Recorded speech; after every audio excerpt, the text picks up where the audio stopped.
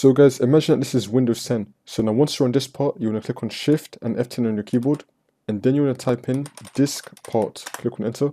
Now you want to type in list space volume. Click on enter again. And now you want to select your correct disk. So you want to type in CD colon space and then select the disk letter name. So for me, I'm going to be selecting D. Click on enter. And now you want to type in exit. Click on enter. And now you want to type in CLS and click on enter again. And now the previous drive I selected was D, so you want to type in your previous drive letter and then colon. So for me it's going to be D colon, click on enter. Now you want to type in CD space Windows, click on enter.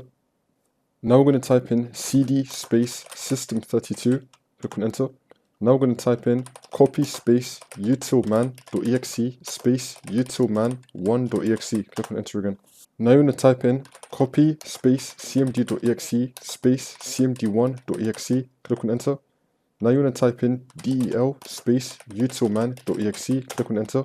Now you want to type in rename space cmd.exe space utilman.exe, click on enter. By the way, the reason why it says for me that the system cannot find the file specified is because I don't have this problem, but in your case, it will actually work for you.